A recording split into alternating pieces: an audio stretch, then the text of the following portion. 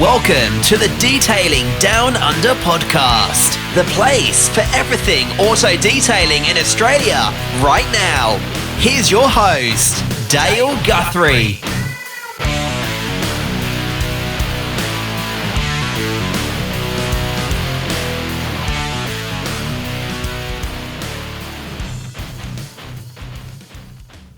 G'day and welcome to the Detailing Down Under podcast. I'm your host, Dale Guthrie. Back into it for another episode. Back home and doing some recordings, so banking in a few, as I say. So if you haven't been listening to the last few, you'll probably understand what I've got going on. So and I appreciate all the time and that everyone's given up and reaching out to me as well, wanting to come on. So that's been pretty overwhelming actually. So it's been good. And I think it's great for the industry for all us to get together and have a chat and listen how we do things. So,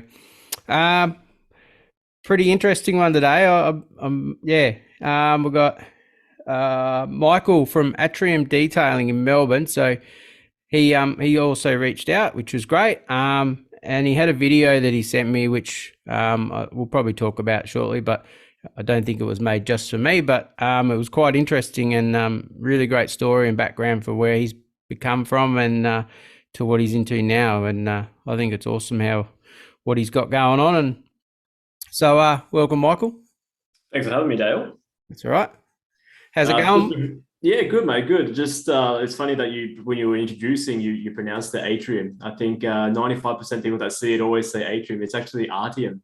Artium.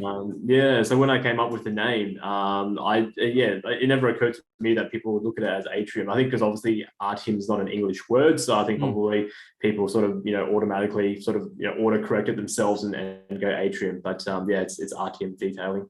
I reckon you said that in your video too, so that went straight over my head, that one. But all good, mate. No, you're not the only one. No, Artium, that's good.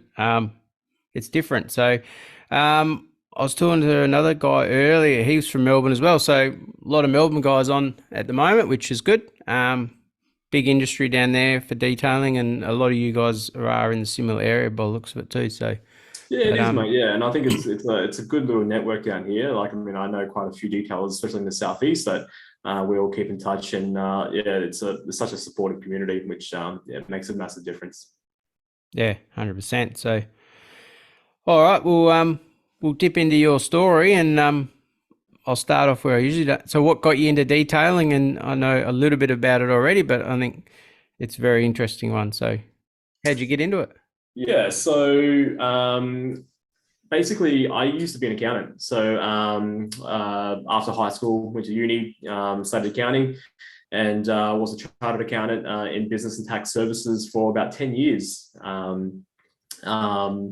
And yeah, look, mate, for me, like I just, every year that went by, I just kept questioning, is this for me? And it sort of came to a crossroads where I was looking at sort of, taking the next step in my career as an accountant and sort of either become an associate or a partner at the firm I was at. And it was just, it didn't feel like it was for me. And so quit my job and just dived into the deep end, dived into the deep end. And sort of like I said, when I quit my job, I had nothing, no sort of detailing business or even background for that matter. So before starting detailing, I used to work on my own cars, family's cars and everything. And it was definitely a passion and hobby of mine since a young kid. Growing up, loved cars. Watching Fast and the Furious, going to all the car shows, auto salon, and loving all those JDM old school cars. And so it wasn't until originally I was from Brisbane. Moved to Melbourne about 3-4 years ago. And when I got here, I sort of joined the Audi scene because I had an Audi RS3 and just met a lot of amazing people, like-minded car enthusiasts, and just love the culture. And since sort of starting the detailing business, a lot of them have come through and supported the business. I've done a lot of their cars. And just sort of grown that way just through word of mouth referrals. I've been really lucky and fortunate to be able to sort of grow as quick as I have. And but in saying that, it definitely has come with its challenges. It's definitely hasn't been an easy road. It's we're coming up to our first year in October. So look, I definitely wouldn't change a thing about it. It's been amazing. Yeah, wow. And that's what I was impressed at. From an accountant, it's probably not the normal route for someone from that sort of area into detailing. And so what was with the accounting? Were you not happy or you just wanted something else, obviously? Yeah, mate. So, sort of coming from an Asian background, it was all like, always sort of academic was always sort of priority. And, that was always my path. From a young age, it's always about academics, going to tutoring and sort of, either becoming an accountant or a lawyer or a doctor, all those sort of typical kind of things. And yeah, sort of it was just it was a means to an end at the time, just pay the bills, sort of steady income, job security, all that kind of stuff that sort of had been ingrained in me as a young kid. But yeah, sort of as I grew older and older, I started sort of questioning a lot of things and sort of finding who I am and figuring out who I am as a person and what I love. And yeah, it's just like I said, it's just I could not see myself being an accountant for the rest of my life. And I thought, like I said, I was at that crossroad where I was like, if I sort of continue down this path, like I'm going to be investing not only like my time and energy, but also like sort of money to buy into the firm and stuff. Is that something that I really want to do? So yeah, like I said, so I had a chat to my wife, and like I said, she's been super supportive the whole way through, which has been amazing. So even though I'm the, sort of the only one working physically at the shop, it's very much a family business. She's doing all the behind the scenes work with our social media, and most importantly, just the support that I get from her to sort of pursue this dream. And I always sort of look back and go, like, I kind of laugh and go, like, I picked an amazing time to start the business because at the time that I started the business, we had just given birth to our first child. He was about 3-4 months old when I quit my job. So sort of going from two steady incomes with both my wife and I working to basically no income. So she went on maternity leave. I quit my job, having a newborn. So it was a massive stage in our life, and sort of throw that in the mix of quitting my job and starting a brand new business that we knew nothing about. Yeah, like I said, it's funny when I look back and I go, the timing was amazing. It's like, with everything going on in our life, but somehow, look, we managed and we got through it. And like I said, it definitely has its challenges, from, whether you look at it from a financial perspective, just the emotional, but like, there's been a lot, there's been lots of ups and downs, but it's been a massive learning journey for both of us as well. We've taken a lot away from it. And look, honestly, like I said, if I had my chance to do it all again, I wouldn't change a thing. It's been amazing. Yeah, that's huge.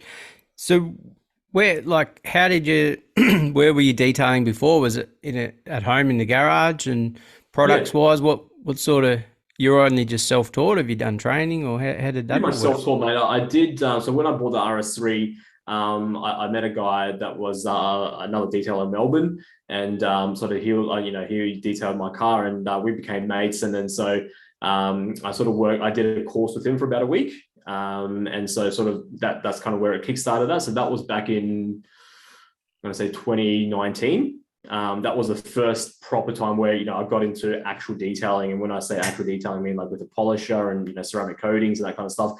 Prior to that, I had obviously washed my car, decontaminated with clay bars and whatever else, wax sealants and all that kind of stuff. But prior to that sort of official sort of first training, I hadn't really touched a polisher before. I didn't sort of know too much about paint correction or what swirls were for that matter. Like I said, so growing up, I just loved keeping my cars clean. So it was just a weekend thing where I'd wash it, I'd vacuum it, and I'd polish it with like a sealant or a wax or whatever. But like I just knew, like I said, I loved cars, and I wasn't, I've never had the mechanical mind. So I was like, yeah, I don't think I'd ever be able to be a mechanic. I just don't understand that side of things as much as I love cars. But look, I was like, I always get complimented on my car every time I, go to a car meet or a cruise. People are like, oh man, your car looks amazing. I was like, oh, thank you. So, like I said, I can, when I wanted to get my car detailed, like when I found this detailer, so man, look, I'm interested in sort of pursuing this, and at the time, it wasn't. I didn't do it to. I like the thought process behind it was like I wasn't going to quit my job. It was just going to be an after hours thing, or even just to something to do as a passion, as a hobby. So I did that course. I took a week off work, did a whole week worth of course with him, and and then I think COVID hit at the time, and so everything sort of got put on the back burner. And then I started working from home, and then I was like, you know what, like I've got all this free time now, like, we can't go out anywhere, we're being locked down. So I got a couple of hoods from the scrapyard, a couple of test bonnets and everything. And I just, sort of just started trialing products. I bought a secondhand polisher, got myself some pads and all these stuff, like, and I'm the kind of person, I love trying everything, all the kind of different brands and everything that they offer. So, I've basically tried it all. And basically after that initial training, basically just sort of self-taught, just making mistakes on these test hoods, sort of pushing it to the limit, burning through the paint, and, knowing how much I can actually do before, and so, yeah. Wow. Yeah. Because we've had a lot of experienced guys on the pod already, and this really shows we've got all sorts. Like, you've only just started, and that's mind blowing how you've just started and taken it on. So that's pretty impressive. Yeah. No, it's and detailing is one of those things. It's constantly evolving. Like, doesn't matter whether you've been doing it for 20 years or 2 months. It's just as long as you're sort of this is what I believe. As long as you're sort of determined and you're willing to learn. Look, everyone's got to start somewhere, I guess, right? So it's like I said, there's still a lot for me to learn, and like I said, I take it day by day, and I'm constantly trying to improve myself as a detailer, as a business owner, offering, sort of better services, better quality of work. That's always sort of at the forefront, and my priority is making sure, and so when I did quit my job, so I quit my job, July last year. So from about July up until sort of October, where we officially launched, I sort of took that time to really sort of hone in on my skills, like I said, because, like I said, I've been doing it for a little bit prior to that. After that sort of training in 2019, I did a bit here and there at home, but for those sort of next 3 months after I quit my job, really sort of focused on, working on, practicing on a polisher. After I got comfortable working on those test hoods, worked on my cars. I had some family friends down here, worked on their cars for free. And then sort of built up my confidence up until a point where I was comfortable and confident with the level of work that I was going to deliver. Because the last thing I want is to charge a client and deliver subpar work. This is not something that I want to do. And me as a person, I'm quite meticulous and I'm quite picky. I've always, especially with my cars, anyone that knows me and you ask them, like, I love to keep my cars clean. So I feel that my standard of work is very high just because I have such a high standard for myself. Wow. Yeah. No, that's really good. And probably something for anyone up and coming listening, that this is probably what it takes to start up, really. I know mine probably wasn't like that, and then some probably can relate to that. So, but yeah, like, you just try everything and see what works. So, exactly. Everyone's on their own journey, mate. So there's, just because it might work for one person doesn't mean, it'll work for someone else. So, everyone learns things at different paces. Some might pick it up quicker, some might pick it up slower. So it's just, you do your thing, and as long as you're sort of putting in the work and doing your best, that's all you can ask for. Yeah, no, that's it. So, about starting up, the challenges that probably you weren't expecting when you first fired up, you reckon? What would you have there? The one that comes to mind is my wash bay. So when I was starting, I being an accountant, I sort of factored in everything that I would need to spend to the initial startup costs. And I go, okay, cool. We've got some money. That's cool. It'll be, I'll allocate this for that. It's a bit for marketing, bit for sort of the website development, bit for the fit out and buying tools and equipment. Something that I didn't consider, and that it's just one of those things that if you don't know, you don't know, is in Melbourne. I'm sure it's basically the same across the whole of Australia, but the rules and regulations around the water and the wash bay. So because now I'm essentially a commercial car wash, although I'm not a car wash, but technically, like, the water is not allowed to flow into the stormwater drainage because of all the chemicals and dirt and grime and oils. So I had to get a petrol and oil and just have to put in. So that's something that I'd never factored in. I think it ended up costing me close to 25-30 grand putting in. Oh wow. Just because of the warehouse, it had to be, obviously the concrete had to be cut. I had to get a massive petrol oil interceptor, had to be reconcreted with that thing put in. And so that was probably one of the biggest, I wouldn't say it's a challenge, it's just like something that I'd never sort of forecasted or sort of expected. So that threw a bit of a spanner into the works, but it is what it is. I mean, other than that, starting up is just, I guess sort of getting that consistency of work. So, like I said, now I'm about a year, almost a year, coming up to the 1 year mark. Like that, sort of that. And I guess coming from a sort of full-time job with that job security, knowing that you'll get paid, every week or every fortnight with that same amount. With owning your own business, you don't get that job security. You don't get that sort of financial security. So, I mean, and I'm still sort of, coming to terms with that and trying to, sort of be at peace with it almost.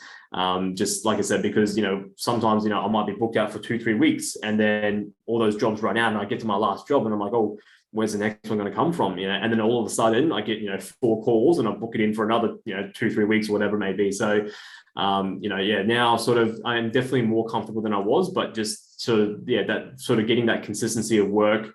Like I said, now I'm fairly comfortable. I've got 1 employee working for me now. So work is pretty steady, which is good. So I'm really grateful and really thankful for that.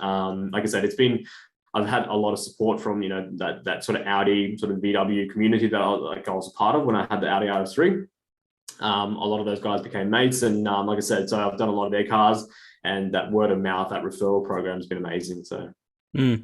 Yeah, I talked a lot on our last episode. Word of mouth's pretty big. You can probably market 100%, but then word of mouth, and then they keep coming back. So that's a big thing. Yeah, 100%. Yeah, I couldn't agree more. Like word of mouth, you can't beat it. But I think the thing with it takes time. You can't rush it, and you can't. Obviously you don't pay money for it, and it takes its time. So I did speak to quite a few detailers when starting up, and a lot of them did say like the first 12 months was very all over the shop, and it wasn't until sort of that 18-month mark where things became sort of a bit more consistent. Regular work was coming in. People sort of know the brand, trust the brand. You're getting a bit more. It's a bit of a snowball effect. The more cars you do, the more your name sort of branches out. The more people are happy to refer you, kind of thing. Yeah. Yep. No, you definitely can't buy word of mouth. No. That's for sure. And we'd always don't try to start at the top, but you got to work your way up, and that's, I think, where you start. You got to start at the bottom, and then once you get to the top, word of mouth is another thing that comes along with it, and you're off. So what services you're running there at the moment? So I started off as a studio-based detailer, so offering just, I guess, what most detailers would in the studio, so paint correction, ceramic coatings. I did make a contact, and we do offer in window tinting, so I don't do it personally, but at the start I was noticing a lot of people asking, hey, do you also do window tinting? I said, no, I don't. So I thought it might be beneficial to sort of add that, or find someone locally that does it. It doesn't really bring me any money at all. I don't put any markup on it. It's more so just to sort of have that complete, almost like a one-stop shop, if you may be. But so ceramic coatings, paint corrections, interior detailing, headlight restoration, engine bay detail, just most of the regular, sort of detailing stuff.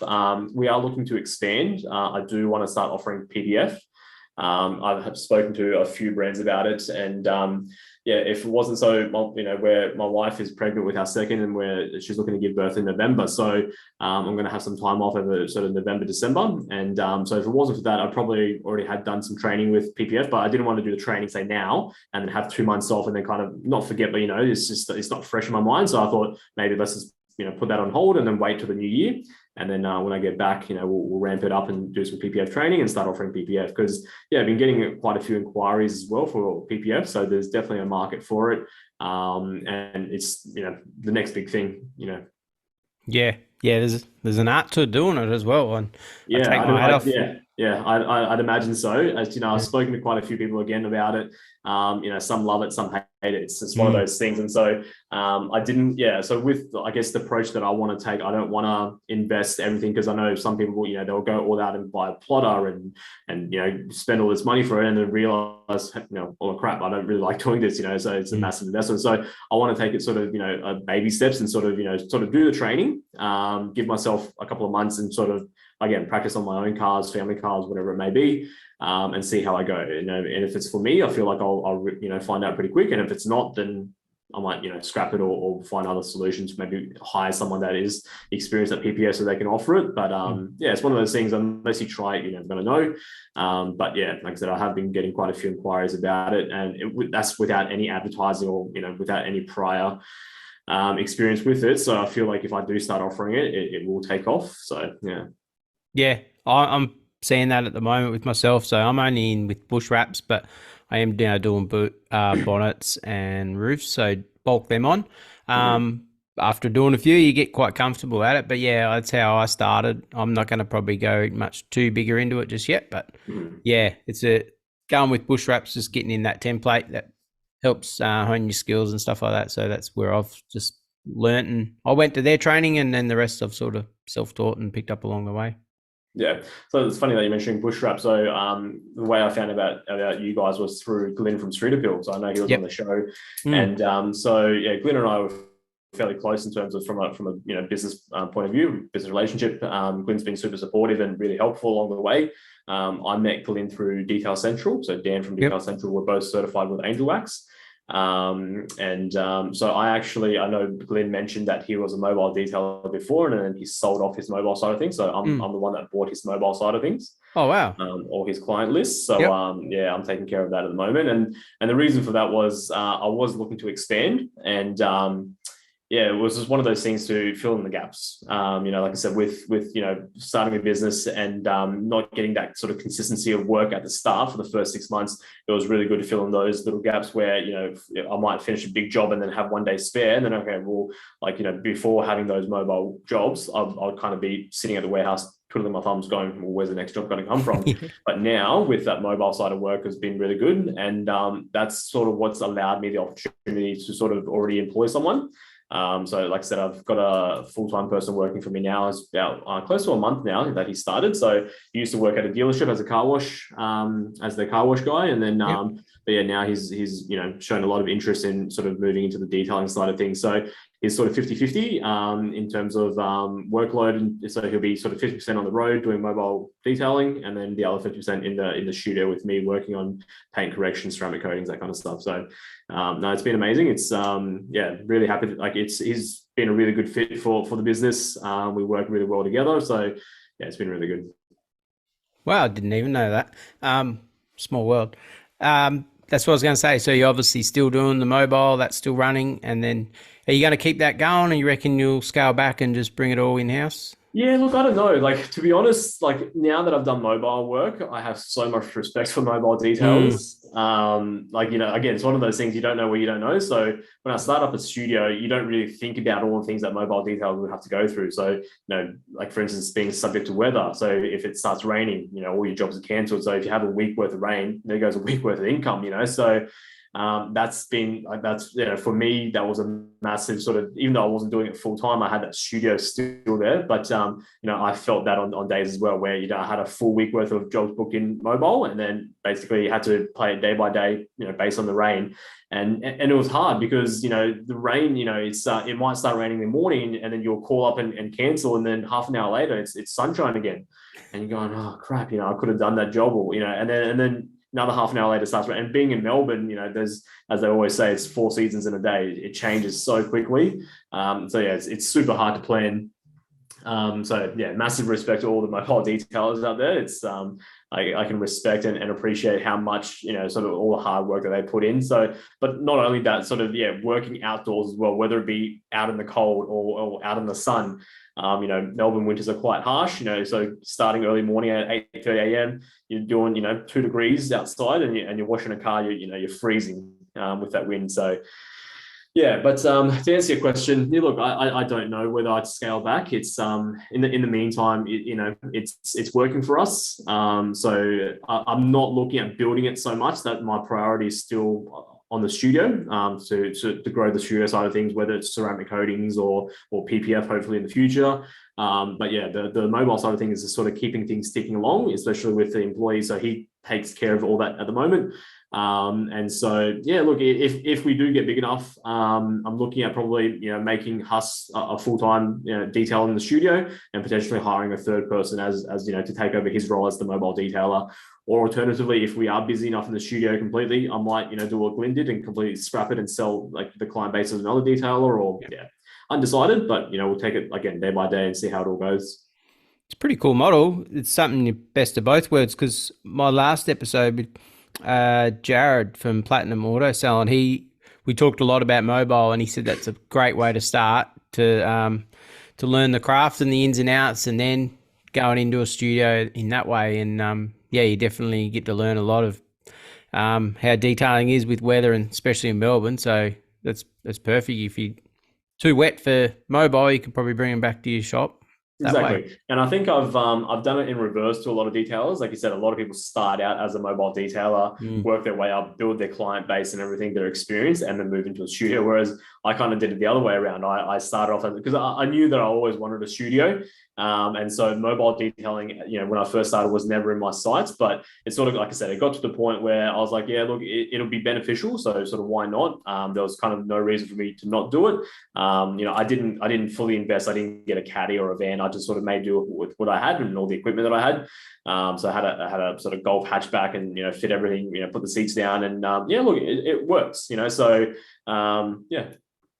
Yep. Oh, okay. So there's no huge outlay, correct. Like you didn't have grab another car and stuff. No, yeah. Well, that's not too bad then. Talked about employees, so yeah, at least you got one on board, and that's probably double income. Like you're in the shop, he's out mobile doing cars, correct. And you're in the shop doing the bigger stuff. So no, that's cool. Daily challenges. How do you go day to day with you? What challenges you got from day to day? Oh, mate, they range, all the time. I guess one of the things that I struggle with is, like I said, I am very meticulous with my work, and like I feel like my standards sometimes is almost too high. So when I'm working on a car, I feel like I'm almost chasing for perfection with every car, which is not possible. And like, again, that's something that I've sort of really been working on. I've spoken to like a few detailers, even overseas. Ivan LaCroix, I don't know if you've heard of him, yep. And a few other ones. I've forgotten their name now, but I had a couple of sit downs with him, and basically he always said that, you have to look at this from a customer's point of view. Your customers aren't detailers, so, they're not going to get on the ground with a torch looking for swirls like you are, so at the end of the day, you're a business, you're trying to make money. And so if you're going to be spending, 40 plus hours on a car, it's not really beneficial for you as a business owner. I'm kind of, trying to dial that back a little bit, obviously still offering that quality that I want to offer, and sort of that premium service and that high quality detailing. But at the same time, not spending ridiculous amount of hours on a car. And I have noticed that from when I first started to where I am now, that, I've dramatically increased how fast I do a car without sort of compromising on quality. Like I said, my first and foremost priority is always quality and delivering, a good outcome for the customer. I've never had a bad review, never had, a car come back and say, you've missed this, you've done that. So, like I said, before I hand over a car, I'll always look at it from a customer's perspective as well. I'll sit back and I'll have a look at the car and go, if I paid X amount for this, would I be happy with it? And unless I say yes to that question every time, then I'm not going to the car. So if I have to call the customer and say, hey, it has to be a day late, whatever it may be, not that it's ever happened, but if I had to, I would. I always sort of make sure that the car and the quality of the cars is first and foremost. But as a daily challenge, it's just sort of accepting that there's some things that just can't be achieved. I'd have to agree with that one. I was in the same boat, trying to get absolute perfection, and you're sort of not paying for a two-stage correction. Correct. And you're just trying to do everything, and then like I see your lighting, and then in mine, like you see everything, and then you take it out and you go, well, they're not going to see this outside anyway, and you think exactly, and that's sort of where I've had to sort of scale back a little bit, going, you want perfection, but you just got to. You are running a business, so you can't go too crazy unless they're happy to pay for it. But I always say I could probably spend more time on it, but you're not going to see the difference in that. To me, in my eye, I could spend more time. To the customer, they're not going to notice. where Exactly. the extra $500 or so went. They're like, I don't know where that went. So Yeah, couldn't agree more. yeah. Sounds like old Detail Central down there is keeping you boys stocked up. So are you what are your products? I can probably guess already. No, Dan's been amazing. He's been definitely a mentor of mine. So he was one of my first point of contact when I started. I reached out to Dan. One of the reasons why was my RS3 was coded in Kamikaze, and I loved it. So the detailer that I went through, he wasn't a Kamikaze certified detailer, so he just used the entry level one, Miyabi. So my car was coded with Miyabi and ISM 2.0, like a dual layer kind of coating. Just performed really well on a black car. Super glossy. Hydrophobics were amazing. Really, really easy to clean and maintain. So I really wanted to be Kamikaze certified. And so I reached out to Dan and he basically said, look, it's probably not going to happen. I've pretty much maxed out my Kamikaze certified detailers, in Victoria and across all the states. They have a limit and quite a small limit at that. They want to kind of keep it fairly exclusive. So I was like, okay, fair enough. But he goes, look, it's I'm looking for certified details for Angel Wax. Really, really good brand, very bespoke and boutique, out of UK, Scotland. And so I was like, okay, cool. So again, like I said, I love trialing products. So I got a whole bunch of their stuff and started use. So my first products when I started the business was Angel Wax. So I was using their entry-level legacy coating. For all my cars. Really good. So this is a 1 year coating, really easy to use. So for any details that are starting out, I highly recommend sort of trying that. If you're looking at certifications, or just something easy to use, Angel Wax is really good. Decent quality for what it is. But they sort of have a lot of products. So one of my sort of compounds, one of my main compounds that I use for polishing is Angel Wax as well. So they have, your heavy, medium, and fine cut. And just like their maintenance wash products are really good. So, and then, I think end of last year or the start of this year, I got certified with Angel Wax. So I did the Angel Wax Genesis training course. And that's sort of where Glenn, one of Glenn's employees, Shane, from there, he also did that certification. So we did the training together. So that was really good. So Angel Wax is one of the only ones that I know of that actually has a physical training. I know a lot of other places, other brands, they just sort of certify you without training. I guess they'll kind of talk through the technique or whatever it may be, but Angel Wax is one of the only ones that I know of that actually, you have to do a training before getting that certification, which I thought was pretty cool. So we did a training at Detail Central where they showed you exactly how to apply the coding, how it works, all the different coding lines, and talk about, a little bit about sort of pricing and business development. Very insightful, very good. Very grateful and very fortunate to sort of be a part of that Angel Wax program with Dan. Like I said, Dan's been a massive sort of support and mentor for me from the beginning. Anytime I had any issues, he'd almost be my first point of contact. I'd always call him and say, hey, Dan, like I've run into this issue. What should I do? Or how should I approach this? And he's always been there to sort of help and guide me. And Dan's the kind of guy, he keeps it real. He doesn't tell you what you want to hear. He tells you what you need to hear. I remember when I first started, as I mentioned again, I love buying stuff. And so I remember my first trip to Detail Central, I was looking, I was like, I put a whole stack of stuff onto his bench top and getting this. And he's like, why are you getting this backing plate? And I said, oh, it looks cool. It's the Kamikaze backing plate. He goes, mate, you don't need it. You just started. He's like, you're going to do more harm than good. He's like, it's, give yourself some time, work on actually polishing first. And then, I might look at selling it to you. So he's one of those guys, like, he's not trying to make money out of you. He's there to sort of really help you. So that's been amazing. And also, for no real particular reason, I wanted to be certified with two brands just to sort of have a point of difference. And again, so I tried a lot of different products, and Geon really stood out for me. Even before I sort of went into the detailing as a business, I used to use Geon quite a lot as my maintenance products for the RS3. And just really impressed with their ease of use and the performance of the products. One in particular, Wet Coat. I used to use Wet Coat, it's like, it was amazing. And I reached out I found out they were sort of through Car Care Products. I reached out to Mike, and so again, really fortunate that they accepted me as to be certified with them. And I think at the moment I'm one of 3 or one of 4 in Victoria, Geon certified. So there's not too many of us down here, which is, again, I quite like that exclusivity. Not to say like competition, but there's, it's where we're sort of fairly spaced between each other. And so if there is any referrals, there's no sort of competition as to who gets it. But yeah, again, the Geon coatings are amazing. So as you would know, being a Geon certified detailer, that they launched their new Evo line at the start of the year. So yeah, using that's been really, really good. So prior to that, there were obviously the 2 system with the Mohs and Duraflex, where you had the sort of the coat coatings, but now sort of being a single layer coating makes life so much easier. But again, yeah, just all their whole product line has been really, really good. Yeah. It's all I've used from day dot. Like I had the Geon enthusiast ones. You'd go to Car Care Products, same thing. I'd buy everything and try it all, and yeah, it worked. And then but I never had any sort of Geon training.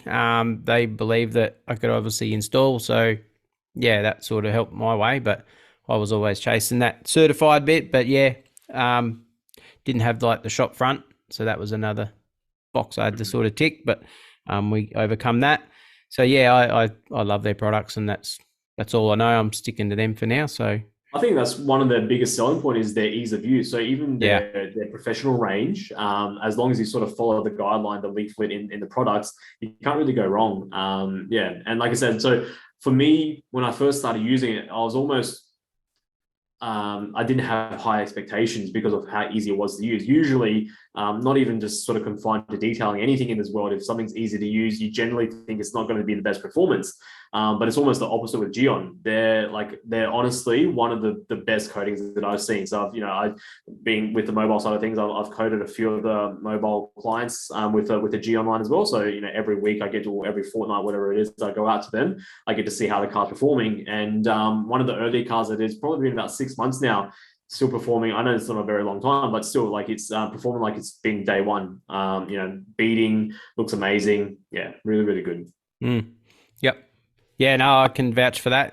It's good when you do the coating and you can see it coming back as doing maintenance washes on it. You can see how it is performing, and you go, well, that's good and that's not bad.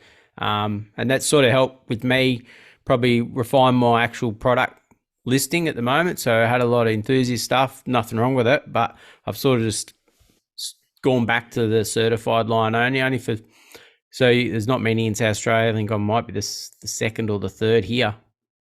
So the rest are in Adelaide. They're like 4.5 hours away. So I'm sort of, and that's sort of what I like with Geon as well. It's not like the G Technics and stuff.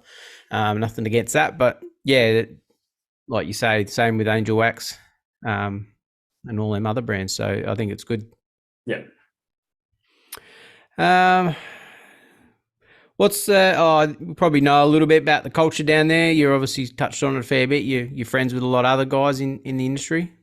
Yeah, 100%. Like I said, so Glenn's been amazing. So we sort of bounce a lot of ideas off each other, and I'll sort of touch base with him. And sometimes because he's quite close to Detail Central, literally down the road. So sometimes when I'm popping into Detail Central to restock, I'll stop by there to say hi to the boys, see how they're going. Really cool setup, really cool studio. So they're building they just built the mezzanine. They got a pretty really nice lighting bay and stuff. So yeah, no, really happy to see how they're going. Another guy, he's in Darwin, I believe, Western Australia. So Alchemy Detailing. So a quick funny story. So when I first started the business, when I decided that I want to start a detailing business, I always knew that I wanted to call my business Alchemy Detailing. I've always loved the word alchemy. Growing up, I was a bit of a Harry Potter fan, and always just sort of loved magic. And so the word alchemy means turning iron into gold, I believe. Something along those lines. And another side of it is one of my sort of favorite songs is called Alchemy. And so yeah, just love the word, and it just sounds phonetically sounds really good. So it's like Alchemy Detailing. And so when I started, I Googled Alchemy Detailing, and I found it was taken. I was like, and I was just shattered. I was like, I had that name in my head for such a long time. And I was thinking of ways around it. Like, he's in, he's in, WA. I'm in Melbourne. Maybe it's okay if I get his permission or whatever, maybe. But the more I thought about it, the more I'm like, well, no, like it's, there is already an Alchemy Detailer in Australia. Like I can't use that name. Yeah. And I thought it'd be funny if I just sort of touch base with him and go, hey mate, I really wanted to call my business Alchemy Detailing, but you've taken my name and blah blah blah. But yeah, it's Paul from Alchemy Detailing, and he's been amazing. So again, he's been somewhat of a mentor for me as well. So he's been doing detailing for quite a while. He's Kamikaze certified through Dan from Detail Central as well, I found out. But yeah, so when I messaged him on Instagram and just sort of gave him that quick little story of how I wanted to call it Alchemy Detailing, and he replied back and said, "Oh, hey mate, super awesome to hear your story, and sorry that I've taken your intended name. If you ever wanted to have a quick chat, more than happy to sort of take some time out." So I was like, "Oh, cool." And he gave me his mobile number, and sort of he told me his story, which is super inspiring. So it's a very, very similar story where he used to be in a professional sort of services job, working in an office, and then unforeseen circumstances, lost his job, and basically sort of made the move into detailing. And he just said that explained his journey for me, and it was, like I said, really inspiring, and really kind of gave me sort of that motivation that I needed to sort of continue to pursue my dream and my passions. So he's sort of been there for me anytime I had any sort of particular questions that someone else couldn't answer. I'd give Paul a call, and he's always happy to help out. So the culture, I find a lot of details are more than happy to help. It's a very supportive sort of network of community here. It's been really good. No, that's cool. How did you get your name, Artem? So for one of the, I was saying to you, I used to live in Brisbane. So for the accounting firm that I worked in Brisbane had a marketing division as well, where they do website development and marketing and that sort of stuff. So I was fairly close with the director that started that firm. And when I started the business, I reached out to him. And so he helped along with the whole website and branding thing. And we sort of brainstormed a few name ideas and threw it out there. And then so he presented Artem to me, and then as soon as I saw it, I was like, yeah, like that's the one. It just kind of something clicked. It just really resonated with me. So Artem is the Latin word for artistry. So I've always sort of seen detailing as an art form. It's I feel like it takes precision and skill, and a lot of time and effort. It's not something that you can willy-nilly and just throw around a polisher and expect good work. It's you really need to be focused and into it. And so like I said, I've always seen it as an art form. So I thought it was just a really cool name. And No, nice. Can you explain? I know in your video your wording around it was like a Japanese word. It was Ikigai. That one. Yeah. Can you explain that one for people who haven't seen it yet? Like I said, I'm still sort of always on this path of sort of self-development and self-improvement. So a big sort of online influencer that I follow is Jay Shetty.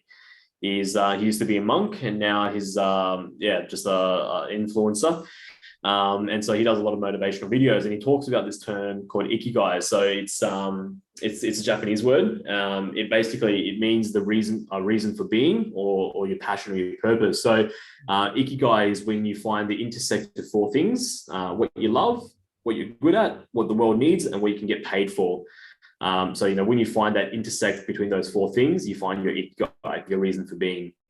And so, like I said, I spent a long time, when I was in accounting, trying to find, what my passion was like. And I always asked when I was like, as any sort of kid, you love gaming, you love, just whatever, cars. And I was like, but how can I make something like that into my passion that actually pays money, that pays for the bills? I just kept thinking. And then, once I got my car detailed, and once I did that sort of training course, I was like, hey, I genuinely enjoy this. Like, I actually look forward to, washing my cars on the weekend, cleaning it, as do a lot of car enthusiasts, and I was kind of, and it was one of those things that's very unlike me. Like I said, like I grew up with, sort of being ingrained in me to have sort of job security and financial security.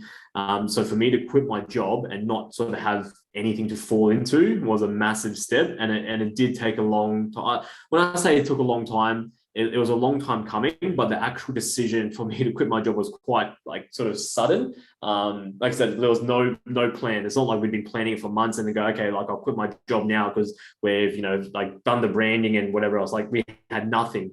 And so yeah, quit my job, and just because we had a newborn, I had about a month off where I didn't really do anything, just spend time at home. And yeah, and then like I said, with my wife, we started brainstorming on sort of what we want to do, how we wanted to look. So we started looking for a premises. And that's when I found out about the whole wash pay thing, and sort of had to figure out how to, deal with that. And yeah, that's crazy still. How do you go with, I talked about in the other episode about work-life balance now? Is it better than what it was before? Like with the newborn and that now, and another one on the way, by the sounds of it. Is that better now with when you were accounting, or? Yeah, 100%. Yeah. So when I sort of quit my job as an accountant, I was one of their senior accountants there. So yeah, I did sort of do quite a lot of over hours. And it's just one of those things in that industry. It's just expectation almost for you to sort of, do those sort of overtime hours just to sort of meet demands and make sure that the work is completed. So work-life balance is a massive thing for me, for both my wife and I. Yeah, we're pretty big on sort of, having time for yourself, having time for family. So yeah, having this business, as hard as it is, like I said, that's been one of the biggest benefits, is that work-life balance and that sort of freedom that I get. I've been able to sort of go to my son's swimming lesson or go home early, and so I'm essentially my own boss. I can come in early and finish early, or I can come in late, finish. I can sort of do whatever it may be. But yeah, I don't work weekends. I generally don't work past 5 p.m. So yeah, it's been really, really good. No, that's good. Very nice. Talked about Glenn's lighting. What about your lighting? Where did that tunnel come from? That looks pretty cool in your shop. Yeah. So I feel like I wouldn't say late to the trend, but I'd seen quite a lot of details with that. I took a lot of inspiration from a lot of other detailing studios that had that lighting. So again, I shopped around. I ended up getting that from, I reached out to one of the manufacturers in China, and got that shipped here, and had one of the electricians wire up for me. So yeah, it is really nice. It is really helpful, especially for coatings. But again, with the workshop, there's so much stuff I want to do with the workshop. Like I wanted to sort of have the floors either epoxy or put in Swiss track tiling. I wanted to paint the walls black. I wanted to go down a similar path as Glenn did and have a mezzanine. But again, all these things are just money. Yeah, so yeah. It's just something that you sort of got to take your time with. And yeah, I guess there are probably a few things that I would have done differently if I had my time again in terms of the workshop layout. Again, I wouldn't say I rushed it, but I sort of did a few things with the layout of the shop that I sort of later on changed, and I'll go, oh, like, well, I shouldn't have got this. Well, I don't need that. So sort of lesson learned. So now moving forward, I'm trying to take my time with things and really sort of plan it out and think, what would be the best layout for the studio. So. No, it looks cool. No, very impressive. Do some motorbikes as well by the looks. Yeah, I haven't done too much of that. So one of the main ones that we did was we teamed up with Rev Moto Australia. So they're a giveaway that gives away bikes that with entries that you buy tickets and you might win that bike. So they reached out to me. So their videographer that they use, I was mates with him, and he suggested that it would be really cool to shoot the bike in the studio. And so they reached out and said, hey, mate, would you be interested in sort of doing a bit of a promo thing? We can do a couple of videos and, help promo you. And I said, yeah, mate, more than happy to. So, yeah, we teamed up with them, and it was pretty cool. We worked on the Yamaha R1M. They've actually got another giveaway that just started. I think it's the Ducati. I honestly can't tell you. I'm not much of a bike guy, but yeah, all I know is that it's a pretty cool Ducati. So they've messaged me again, said that they would love to sort of do something similar and get a couple of videos in the studio. So yeah, no, I definitely want to sort of get into bikes. I've always sort of considered, sort of getting my bike license, but just with lack of time, never had the chance to do. But there's something that I might looking at doing it in future. Nah, they're good fun. You can spend as much time on a bike than a car, really, from my experience. Yeah, exactly. Probably only new to the industry. What have you noticed already that we could improve on as a whole, you reckon, in the industry? For I guess as a nationwide thing in Australia, there's no sort of governing body or sort of institution or association that there's like as a one piece. So we don't really have a detailing convention here. Like, all the brands like Geon and G Technique and wherever else, they're all overseas. So you see the SEMA show in US that happens all the time. And it'd be really cool if we had something like that in Australia where all the brands sort of got together, had a bit of an expo.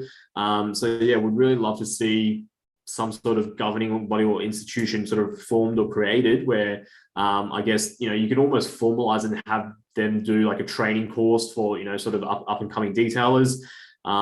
Just something, I guess, along those lines would be really cool. Because when you're starting out and you're trying to find, sort of getting training, there's so many, places that offer, but you don't know, who, you don't know who's good, like who's a good trainer, because there's just essentially businesses doing the training. So you could, if you're unfortunate, find a really bad sort of detailer and learn all the sort of bad skills from them, and then adopt that into your business, and you wouldn't know any better because that's what you were taught. But if you had sort of a governing body, that'd be pretty helpful, I guess.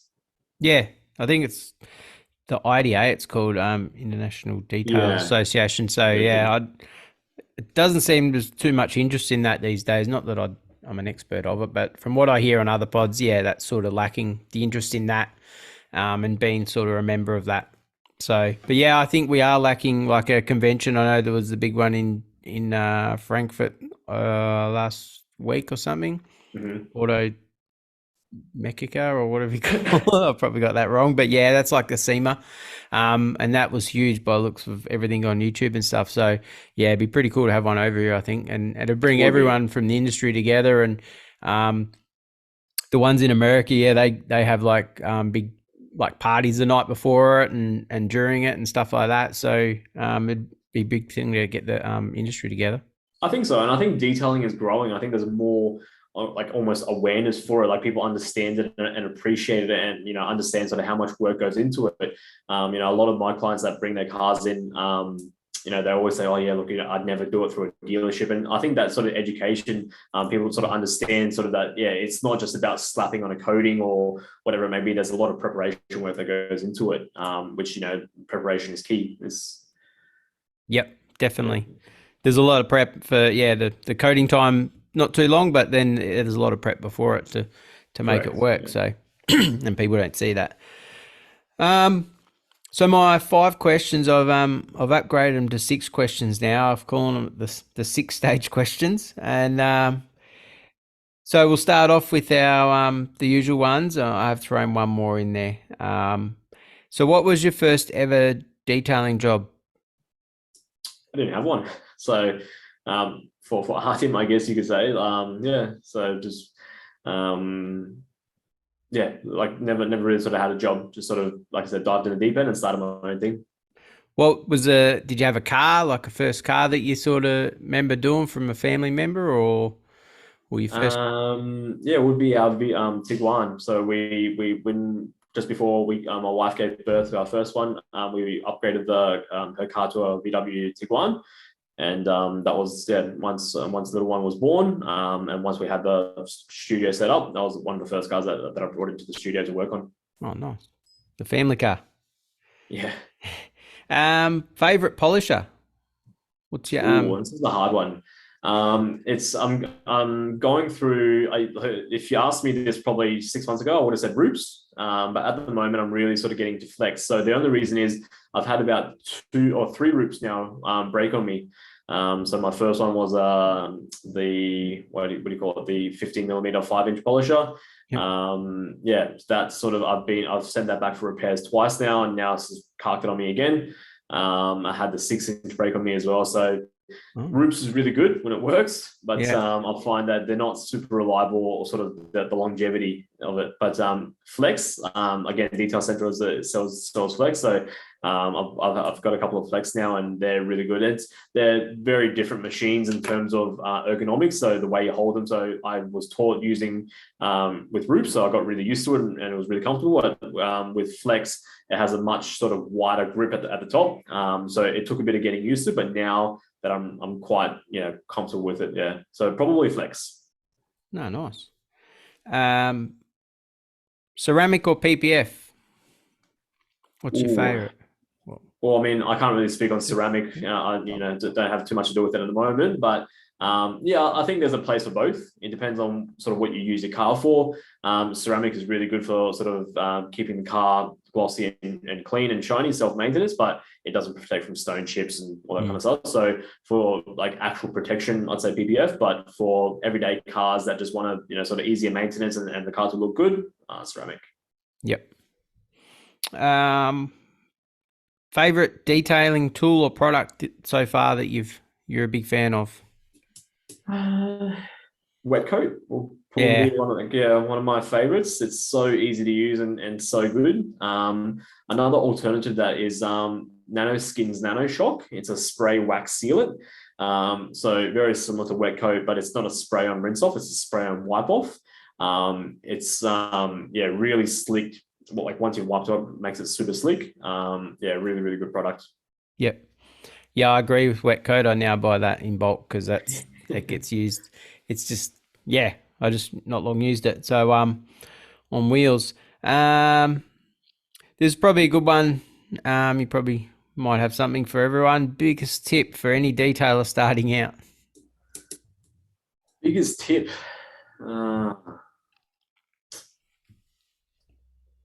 I don't have one tip. It probably just like stick with it. I think that's probably the biggest thing is it takes time. You can't rush it.